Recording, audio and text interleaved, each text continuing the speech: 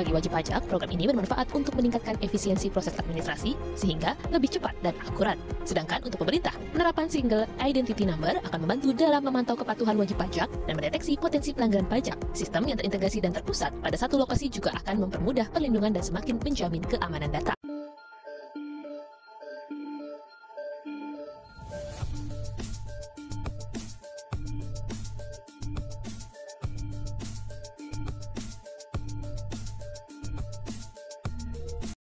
Ada kesepakatan politik bagaimana memperkuat Indonesia di dalam konteks melindungi data pribadi. Assalamualaikum warahmatullahi wabarakatuh. Shalom, Om Swastiastu, Namo Buddhaya, dan salam kebajikan. Perkenalkan kami dari tim Abdul Haris Nasution. Saya Fadi sebagai pembicara pertama, rekan saya Alvan Adi Fernandes sebagai pembicara kedua, serta Ivan Lee sebagai pembicara ketiga. Dewan juri yang terhormat, mosi perdebatan kami kali ini adalah pelindungan data pribadi dalam pengintegrasian NIK dan NPWP.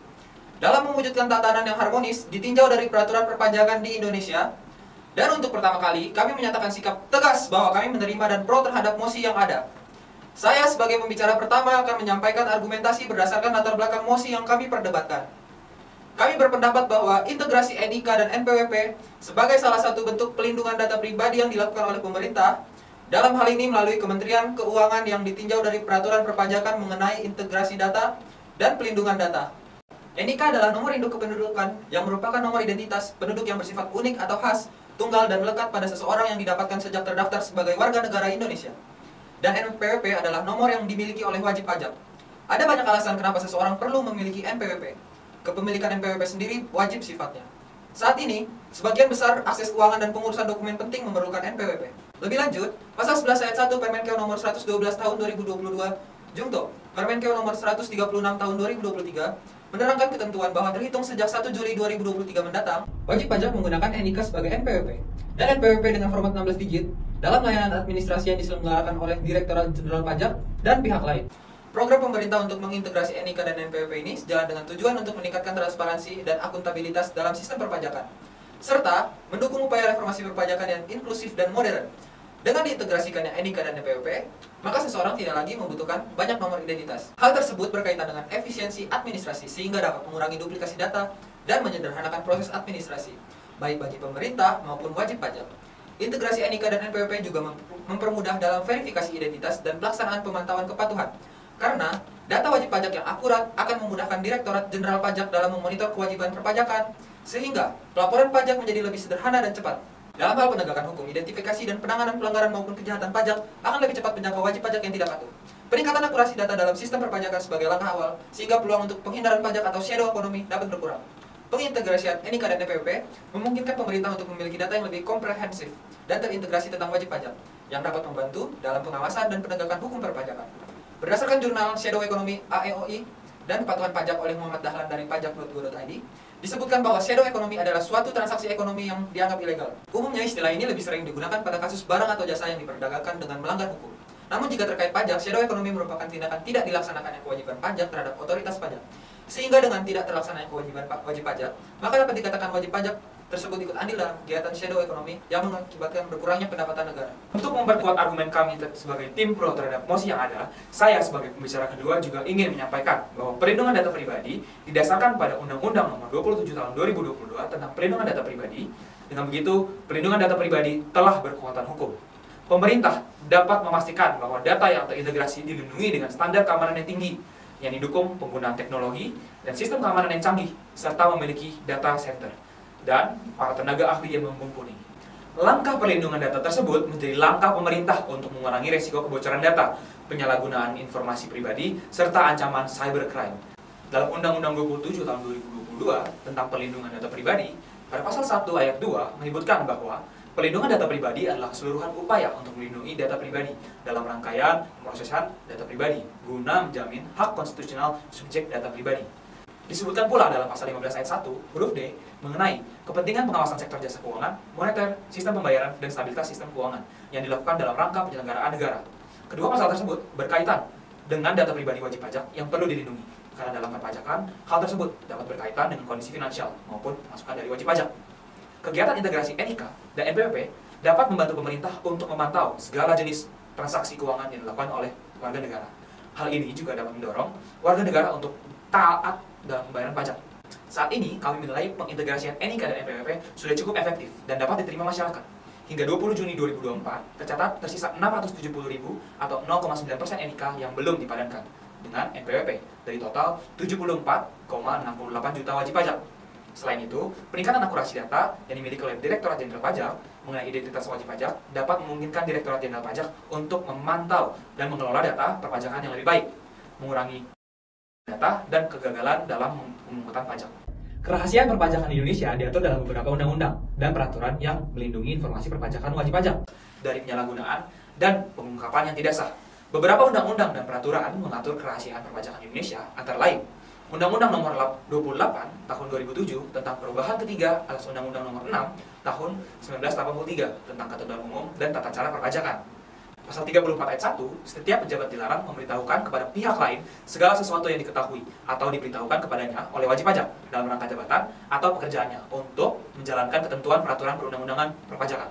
Ayat 2, larangan sebagaimana dimaksud pada ayat 1 berlaku juga terhadap tenaga ahli yang ditunjuk oleh Direktur Jenderal Pajak untuk membantu dalam pelaksanaan ketentuan peraturan perundang-undangan perpajakan. Pasal 34 ayat 1 dan ayat 2 mengatur bahwa data dan informasi wajib pajak yang diberitahukan atau yang diketahui oleh setiap pejabat maupun tenaga ahli bersifat rahasia dan dilarang memberitahukan kepada pihak lain. Selain diatur dalam Undang-Undang Perlindungan Data Pribadi, kebocoran data pribadi yang diselenggarakan oleh pemerintah juga diatur dalam Peraturan Pemerintah 71 Tahun 2019. Pemerintah atau penyelenggara negara dalam Peraturan Pemerintah Nomor 71 Tahun 2019 tergolong sebagai penyelenggara sistem elektronik lingkup publik. Jika kemudian terjadi kebocoran data pribadi, kegagalan perlindungan data pribadi yang dikelolanya, maka penyelenggara sistem elektronik, termasuk dalam hal ini adalah pemerintah, wajib memberitahukan secara tertulis kepada pemilik data pribadi tersebut. Hal ini menurut Dani Kobrata, praktisi pelindungan data pribadi sekaligus co-founder Asosiasi Praktisi Pelindungan Data Pribadi, sebenarnya Undang-Undang PDP sudah berlaku, namun masih ada waktu 2 tahun untuk pelaksanaannya. Ada juga yang berpendapat dan menyatakan bahwa Undang-Undang PDP belum bisa digunakan karena masih dalam grace period. Meski Undang-Undang PDP belum dipakai, tetapi ada ketentuan lain mengenai kondisi jika terjadi kebocoran data pribadi, antara lain Peraturan Pemerintah Nomor 71 Tahun 2019 dan Permenkominfo Nomor 20 Tahun 2016. Kedua peraturan tersebut juga mengatur apa yang harus dilakukan jika ada kebocoran data pribadi yang berlaku untuk swasta maupun badan publik. Pernyataan di atas diambil dari artikel hukum online. Namun demikian, terkait dengan siapa yang bertanggung jawab atas kebocorannya data pribadi ini, Dani Kobrata menjelaskan bahwa harus dicek kembali kebocoran data pribadi tersebut terjadi atas kesalahan siapa. Hal ini karena dalam kebocoran data pribadi belum tentu kesalahannya dari entitasnya.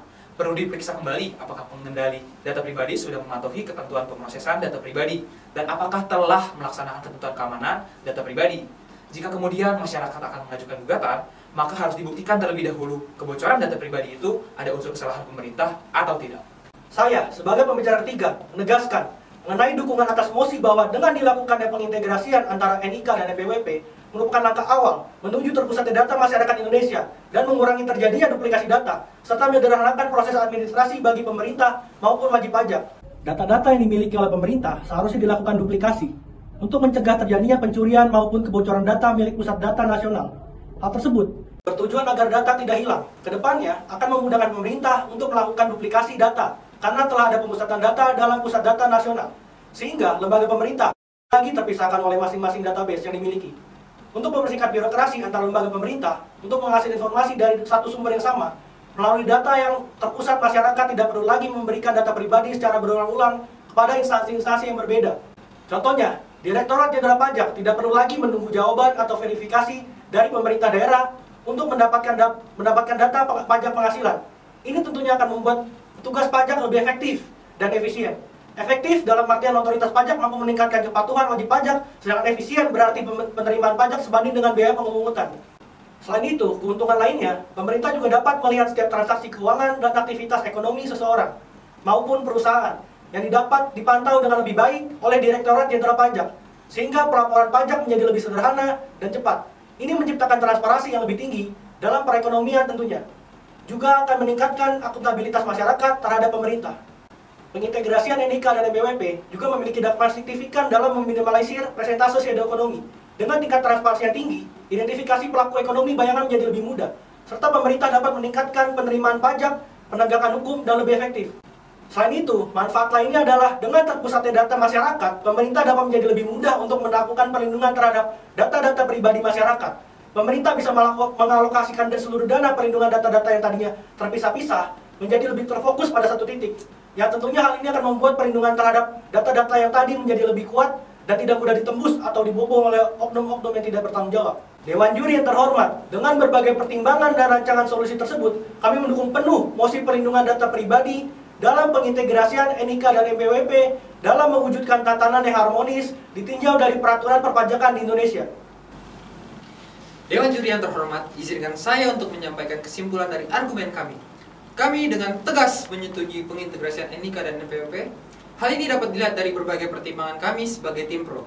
Seperti yang kami sampaikan, bahwa pengintegrasian NIK dan NPWP ini untuk mendukung akselerasi dan transformasi digital dan kerangka digitalisasi nasional.